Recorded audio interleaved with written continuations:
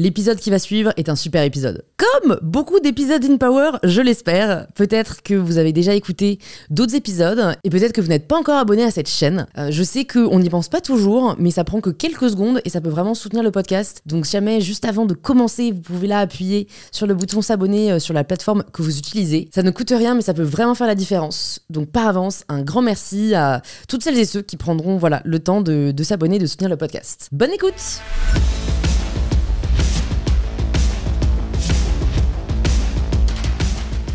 Bonjour Marie.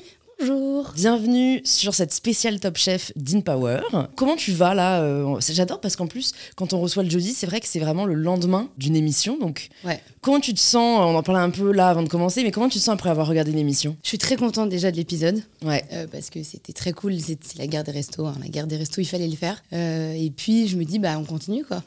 C'était un peu chaud, mais on continue. La première question avant qu'on entre un peu dans tout ça et dans ton aventure dans Top Chef, la question que je pose à tous mes invités, c'est de se présenter de la façon dont ils le souhaitent. Donc Marie, j'ai 27 ans, bientôt 28. Je vis à Paris. Je fais de la cuisine depuis 10 ans maintenant, ce qui est beaucoup finalement. C'est vrai. Ce qui est beaucoup. Et voilà, et je suis mariée, qui est très rare dans les candidats Top Chef. C'est que j'étais une des seules, j'étais mariée. Je suis mariée, toujours. Toujours parce que... Après Top Chef, ça n'a pas tenu. Non, je suis toujours mariée, tout va bien. Et puis voilà, et puis passion cuisine depuis toujours. Et surtout, c'était un rêve d'enfant de faire Top Chef. Donc j'ai réalisé mon rêve d'enfant. Parce que c'est vrai que on est quasiment de la même génération. Nous, on avait quoi? On était ados, quoi. Ouais, 12-13 ans. Et t'as regardé dès le début? J'ai regardé dès le début. Hyper assidu, ça a gonflé mes parents, genre, ça va, ton émission de cuisine le mercredi soir, va te coucher. Mais j'ai tout le temps regardé, depuis que je suis avec mon mec, même chose, tout le temps regardé, faut regarder Top Chef. Et là, je fais Top Chef. Qu'est-ce qui t'attirait autant dans cette émission? Qu'est-ce qui te fascinait? Déjà, c'est le côté très chef. Alors après, les premières saisons de Top Chef, c'était vraiment des chefs. Il y avait moins le côté, maintenant, médiatisé, les réseaux sociaux, tout ça. Mais c'était de faire cette émission avec ces chefs emblématiques. C'est quand même assez dingue de le faire. C'est vrai que ça te donne...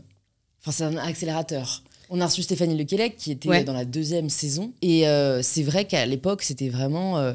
tu pouvais rencontrer les chefs que peut-être tu n'aurais jamais rencontrés sinon, quoi. C'est ça. C'est-à-dire que là, pendant Top Chef, on nous disait « Ouais, là, vous allez voir machin. » T'as genre « Oh, mais super. Je les aurais jamais vus dans la vraie vie. Et là, c'est bon. » C'est vrai qu'ils vous apportent vraiment sur un plateau d'argent le meilleur de la cuisine française et internationale. Ouais. Surtout international. En fait, parce que dans notre métier, on commence à gravir des échelons, on peut rencontrer des chefs. Mais là, on a vu des chefs internationaux. Et donc, on se dit, on n'aurait jamais pu les voir. Jamais. Mais comment tu gères la pression, quand même, d'être face à ces pointures? Alors, je pense qu'il y a 2 états d'esprit. Il y a l'état d'esprit où on se dit, OK, t'es sur Top Chef, donc tu sais tout ce qu'il y a à faire. Et de se dire, en fait, c'est des gens comme nous, déjà. C'est des gens comme nous, mais en même temps, c'est quand même leur métier. Et on a ce petit truc en... Alors oui, je vais pas me comparer à une Claire Smith ou à, je ne sais pas, un Philippe Etchebest, mais on a ce truc de... Humanité. L'humanité, la cuisine, on fait la même chose. Ouais, donc t'arrives à prendre du recul. Ouais. T'as toujours réussi à le faire? C'est très dur au début. En étant une fille, en prenant du recul, c'est hyper dur parce que les femmes en cuisine, il y a beaucoup de gens qui disent encore ça n'a rien à faire ici et qu'on est de plus en plus et que moi, c'était un peu mon combat pendant Top Chef, quoi. Ouais, j'imagine. De dire, on peut être une fille, on peut faire de la cuisine et tout en restant féminine, on peut faire des blagues, on peut être sympa et on peut faire de la cuisine. Surtout que là, on peut le dire... T'es la seule fille restante dans l'émission. Ouais. Comment t'expliques quand même, tu vois, moi, un truc qui m'énerve fondamentalement, c'est que dans tous les secteurs d'activité, quand tu arrives à la tête de ces secteurs, tu retrouves majoritairement des hommes. Même dans des secteurs dits féminins. Ouais, c'est vrai. Comme la cuisine ou la mode. Ouais, c'est vrai. Comment tu l'expliques? En tout cas, dans la cuisine. Le côté cuisine, c'est parce que... mais ça, c'est dans tout. C'est que fondamentalement, les femmes, pour eux, pour tout le monde entier, n'ont pas à avoir des postes importants. Et c'est que c'est très compliqué. Moi, quand j'ai commencé la cuisine, on me prenait pas au sérieux. Moi, je sais qu'un de mes premiers boulots, on m'a dit « Mais tu sais, dans 2 ans, tu vas tomber enceinte et puis tu resteras chez toi. Tu n'auras pas de métier. » Et j'étais là genre « Oh, waouh !» C'est horrible de me réduire à ça. Et c'est pas pour autant. Moi, j'ai envie d'avoir des enfants, j'ai envie d'avoir une famille. Mais c'est compatible le côté un peu succès et le côté famille. Ouais. Non, mais c'est vrai qu'il y a, je pense, des préjugés qui sont assez tenaces. Ouais. Je ne citerai pas le nom de ce grand chef pâtissier qui est venu intervenir dans mon école il y a quelques années. Et puis, je pense qu'il n'y avait aucune animosité de sa part, mais qui disait moi, en fait, j'ai très peu de femmes dans mon équipe parce qu'elles tiennent pas le coup. Ah waouh. Et Horrible. il y a Horrible. et comme c'est une école assez engagée, il y a une amie féministe qui s'est levée et qui a dit mais en fait vous êtes en train de dire, je sais pas comment elle a dit, mais que les femmes ne sont pas capables autant que les hommes. Et il a fait oui. Waouh, c'est horrible. Et donc je me suis dit putain, pour que à ce niveau-là il y ait encore ces préjugés, je sais pas ce qu'il faut pour que ça change. Enfin si, je pense qu'il faut des rôles modèles et tu en es une, et le fait qu'il y ait cette brigade dans Top Chef là que de femmes chefs sur un pied d'égalité finalement avec la brigade masculine, ça pousse à faire bouger les choses. Mais tu vois, s'il y a des jeunes femmes là qui nous écoutent, qui peut-être sont passionnées de cuisine, C'est clair. mais qui n'osent pas parce qu'elles se disent qu'elles n'ont pas leur place ou que c'est pas pour elles, qu'est-ce que tu aimerais leur dire? J'aimerais leur dire que déjà tout le monde a sa place. Il faut se combattre dans la vie. Si on arrive à... Moi, c'est toujours ce que je dis à mes équipes. Moi, je gère 25 personnes. Et il doit y avoir 3 filles dedans. Le reste, c'est que des mecs. Et en fait, en fin de compte, c'est que des mecs qui se disent « Ok, elle est arrivée là, c'est qu'elle a sa place. » Et en fait, il y a une espèce de respect mutuel qui s'installe. Ouais. Et moi, à chaque fois, je fais des blagues. Je leur attendez, je suis la seule fille, je vais surtout pas faire ça. Et en fait, je leur dis non. Enfin, on est sur le même pied d'égalité. Et que moi, ce que je suis capable de faire, vous êtes capable de faire, et inversement. Mais c'est compliqué. Mais je comprends, pour une jeune fille actuelle, de faire sa place, c'est hyper compliqué. Est-ce que toi, quand tu étais ado et que tu t'as décidé de te consacrer à ça, on a essayé de te décourager? Ah oui, on m'a découragée. On m'a découragée parce que bonne élève au collège, mais va faire des études de droit, mais si t'es bonne élève, mais va pas faire la cuisine. Et moi, mes parents étaient hyper clairs. Mais j'ai des parents qui m'ont toujours soutenue, qui m'ont dit « Tu veux faire la cuisine? Ok, très bien. Tu passes ton brevet, tu passes un bac général. On sait jamais ce qui peut se passer. Tu peux avoir 17 ans et te dire en fait, grosse connerie.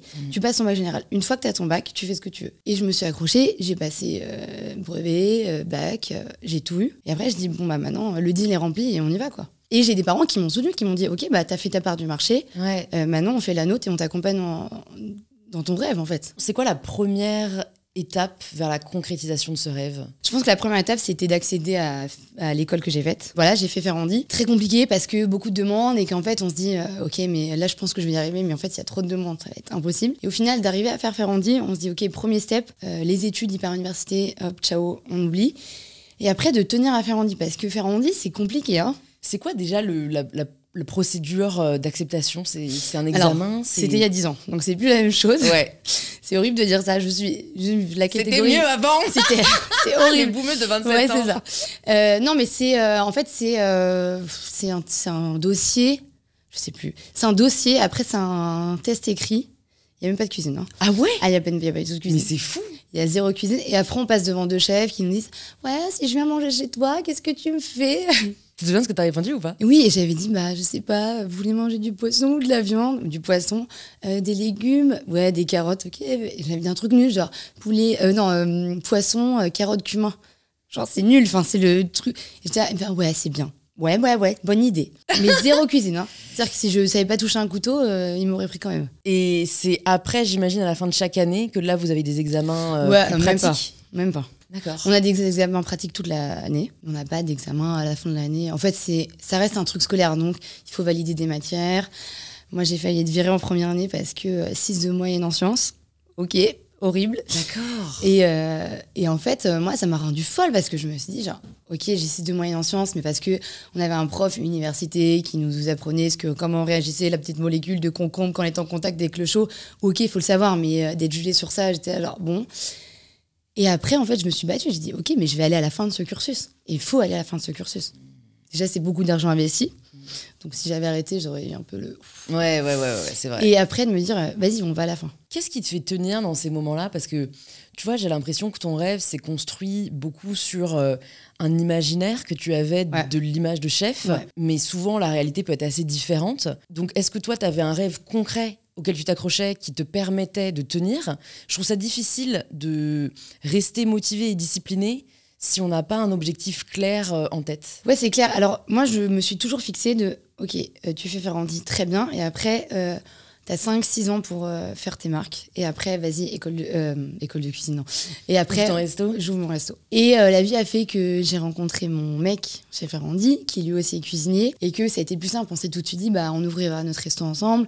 Quand, je ne sais pas, mais on ouvrira notre resto ensemble. Quand est-ce que l'équation Top Chef entre dans la ligne de mire? Alors, l'équation Top Chef, c'est que tous les ans, j'ai tous mes potes qui me disent mais fais Top Chef, mais fais Top Chef. Et je suis là genre non, parce que je vais passer pour la blonde aux yeux bleus, qui a rien à faire en cuisine. Et dans les saisons d'avant, il y a toujours...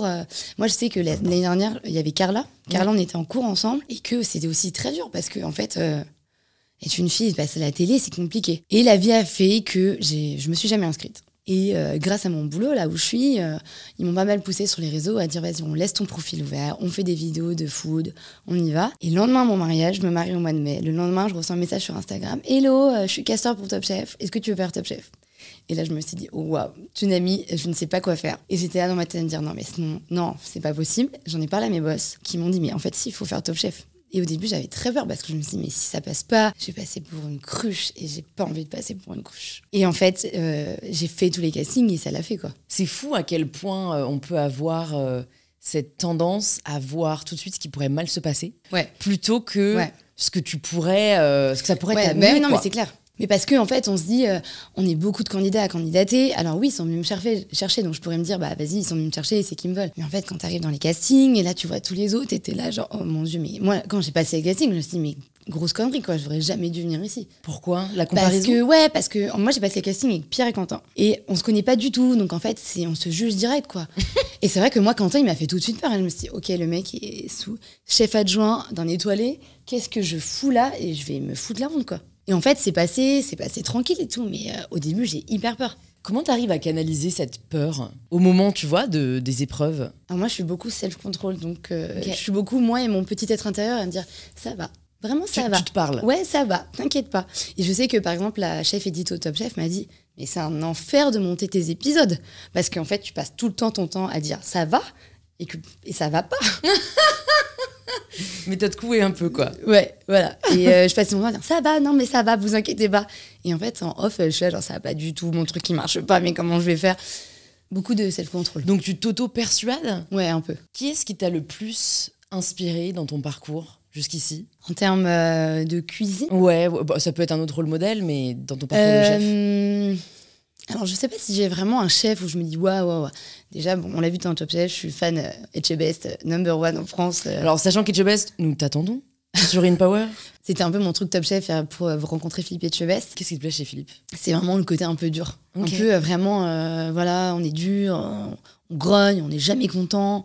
Et moi, voilà. Et en fait, c'est marrant parce que dans Top Chef, ils m'ont tous dit ah, super, tu vas vouloir aller avec Hélène Darroze. Et j'étais genre, non. Ouais. Avec tout le respect que j'ai pour Hélène Darroze, j'étais genre, non, moi j'ai envie d'aller avec Philippe Etchebest. Et en fait, je trouve ça tellement drôle, le côté, vas-y, lui, comme un peu bourrin, qui te regarde dans les yeux en disant, ça va pas aller. Et moi j'étais alors, mais si, ça va aller. C'est vrai que très complémentaire. Ouais, vous êtes vraiment très complémentaires. Mais c'est vrai que j'aime bien, en fait, l'exigence qu'il requiert, qui permet finalement d'exploiter au mieux son potentiel, quoi. Ouais, voilà. Puis il a le côté mof, il a le côté... Rigueur, il a le côté, voilà. Et moi j'ai tout fini, hein, je read dans Top Chef, je suis pas la meilleure en technique. Il y a plein de trucs que je sais pas faire, mais bon, après, il y a le côté où on peut se débrouiller. Qu'est-ce que t'as le plus appris à Top Chef? Le temps, déjà. Parce qu'en fait, quand on nous dit 1h30, on se dit, waouh, ça passe hyper vite. Et puis des fois, il y a Stéphane qui apparaît, qui dit, ouais, il reste 20 minutes. Et genre, on a commencé il y a 10 minutes, c'est pas possible. Menteur. Moi, des fois, je me suis monté le bourrichon, ouais, le truc là, c'est pas vrai, vous êtes en train de le changer et tout. Et non, pas du tout. Le temps et en fait, surtout, se positionner vis-à-vis des autres. D'accord. Moi, c'était le premier truc où, en fait, quand je suis arrivée dans Top Chef, quand on arrive tous ensemble sur le tournage, on est vachement à dire, ok, alors toi, je te connais pas, toi, je sais ce que tu fais, ok, j'ai hyper peur et tout. Moi, ma plus grande peur, c'était Jorik. D'accord. Je savais qui était Jorik, je savais ce que faisait Jorik, et je me suis dit, waouh, c'est pas le mec à abattre parce que j'adore Jojo et tout, mais j'étais genre, ok, ce mec est hyper fort et il me fait peur. Et j'ai toujours dit, si on demandait à ma mère, moi, le premier truc que j'ai dit, ok, Jorik, hyper fort. C'était Jorik, j'étais genre, oh waouh. Et donc, comment tu arrives à faire abstraction de ça et à pas te dévaloriser? Alors, c'est hyper dur de pas se dévaloriser parce que le premier épisode, là, quand on est en extérieur et que moi, je me retrouve quand même avec Valentin, Clotaire, Pavel, Paul-Henri, et j'étais genre, waouh. Et en fait, personne ne me connaissait. J'ai beau travailler au pied de la Tour Eiffel, je suis... vraiment personne, quoi. Tu n'étais. Oui, mais bon, voilà. J'étais personne. Et en fait, je me dis, ouais, c'est tellement dur de se positionner. Un Clotaire qui a un univers de ouf, Valentin aussi, Pavel qui est là à dire, ouais, je fais tout avec des cocktails. Et j'étais genre, ok. Et moi, ma petite épreuve sur la poire, où j'étais genre, ouais, moi, je vais mettre mon sorbet dans ma coquille d'huître, c'est super génial. Alors qu'en fait, bon, et c'est hyper dur de pas se dévaloriser. Moi, on va dire jusqu'à la boîte noire, c'était compliqué. Hein. Je sais que j'appelais mon mec, je lui disais mais j'ai rien à faire ici, franchement c'est trop dur et tout. J'ai appelé ma chef exé du groupe aussi, je disais mais en fait ils sont trop forts quoi, je vais jamais y arriver. Et au bout d'un moment j'étais là genre ok, et je faisais ma place. Et en fait ce qui est compliqué, hein, c'est compliqué parce que face à moi quand j'ai un Val qui est quand même, on le connaissait et tout, et de faire sa place par rapport à un Valentin, un Jorik, un Clotaire, de se dire vas-y je gratte, c'est compliqué. Mais en fait ça a marché. Est-ce que tu as appris de la confiance supérieure, il n'y a pas d'autre mot, hein, que j'ai l'impression que les hommes ont naturellement? Et est-ce que tu as ressenti ça? Alors ouais, ils avaient tous hyper confiance. Moi j'étais là genre, ouais, vous êtes hyper forts. Vous avez tous confiance en vous, franchement. C'est ouf. Hein. Mais franchement, mais bravo. Franchement, c'est un atout dans la vie. Ouais, c'est un atout. Sous-estime. Alors, tu peux te prendre du coup des claques si ça marche pas, mais le fait est que ça a beaucoup plus de chances de marcher si t'as cette confiance presque parfois pas raisonnable. Ah ouais, mais eux, ils avaient la confiance, mais bravo. Parce que franchement, moi au début, franchement, j'étais paniquée, quoi. Mais encore une fois, genre, j'étais là, genre, non, ça va. Vraiment, ça va, je suis très contente d'être ici, vous inquiétez pas.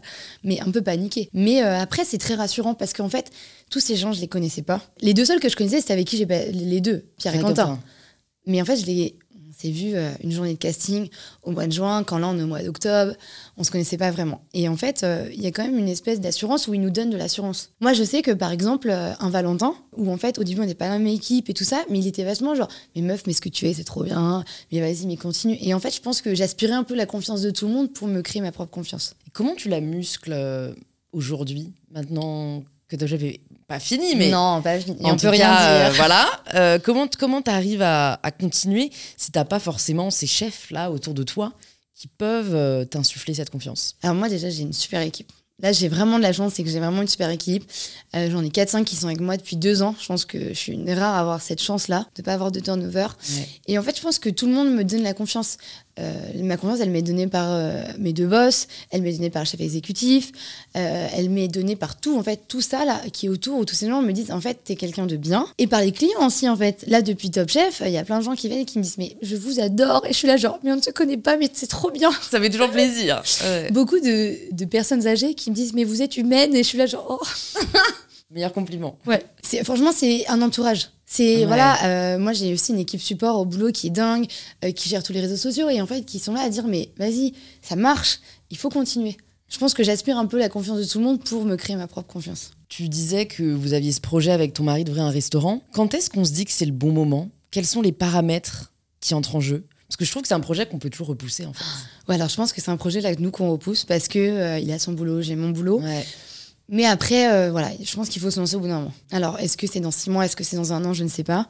Mais il faut se lancer. Et que, en fait, c'est trop bien d'être là, de bosser. Franchement, j'ai vraiment une équipe de dingue, mais en fait, j'ai envie d'avoir mon resto et que ce soit mon truc. Alors oui, je serai toujours entourée par des gens qui vont m'aider à le monter, mais c'est d'avoir son truc, quoi. Même si là où je bosse actuellement, les gens aussi viennent quand même pas mal en mode, on l'a vu dans Top Chef, on vient pour ça, quoi. Ouais, bah c'est sûr, c'est une visibilité incroyable. De quelle assiette étais la plus fière dans Top Chef? Donc c'est l'assiette avec Claire Smith sur les fleurs. Je suis arrivée sur cette épreuve, voilà, dites-le avec des fleurs, ça veut tout rien dire. Dites-le avec des fleurs, on était là, genre, ok, mais il faut mettre des fleurs, faut pas mettre des fleurs, faut faire en forme de fleurs, hyper vague. Et il faut savoir que moi, Claire Smith, c'est une chef qui a son restaurant à Londres, 3 étoiles, et en fait, tous les potes de mes parents nous ont offert ça en cadeau de mariage.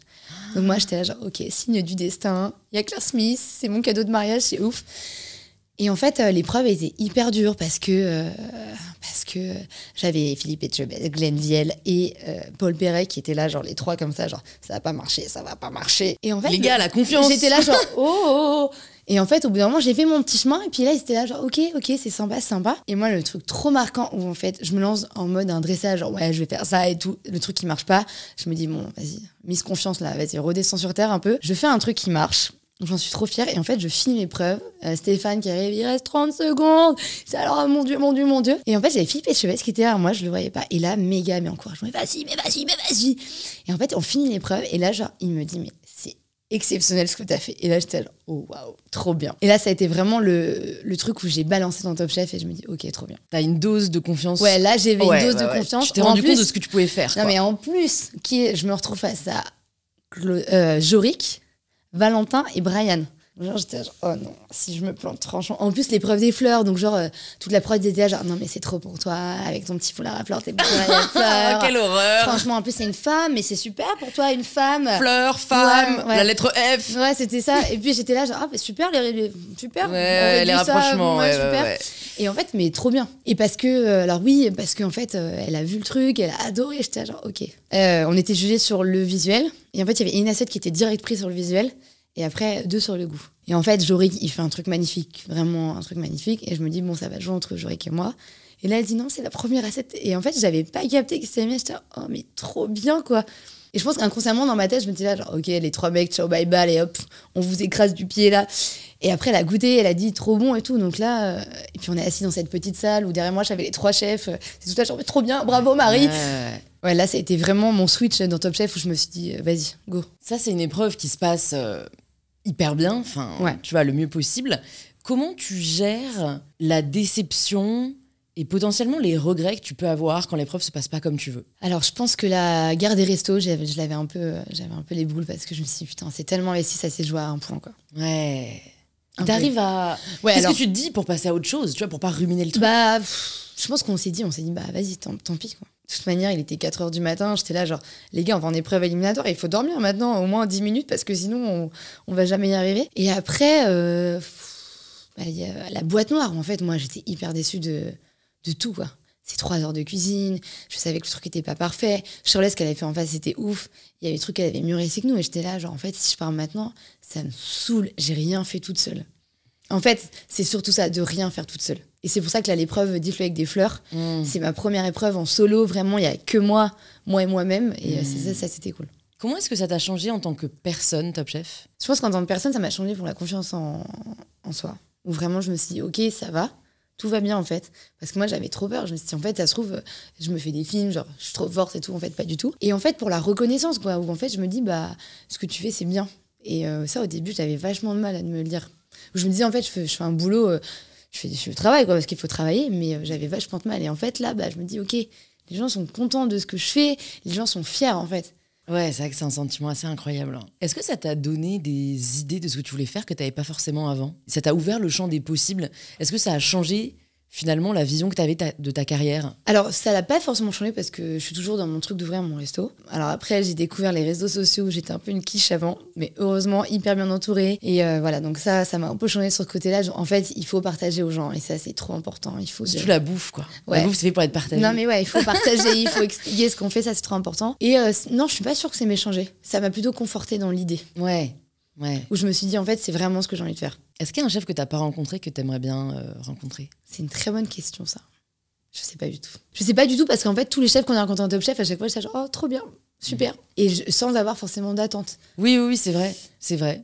Quelqu'un que j'aurais bien aimé rencontrer, c'est Mauro Colagreco. Ah ouais. Parce que très imposant, parce que... Qui est le meilleur restaurant du monde. Parce que meilleur restaurant, ouais, c'est ça, voilà. Meilleur restaurant du monde et très imposant. Et un resto que t'as pas testé, que t'as envie de tester? Très bonne question aussi. Je sais pas. Ah si, je sais. Glenville. Ah ouais. Ouais.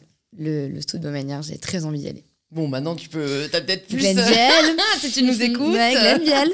Moi aussi, hein, je serais ravie de venir goûter. Bon, je suis partie déjà sur le petit questionnaire de Proust, donc je vais te le faire. Marie, un plat qui te rappelle ton enfance? Le hachis parmentier de canard de ma maman. Miam.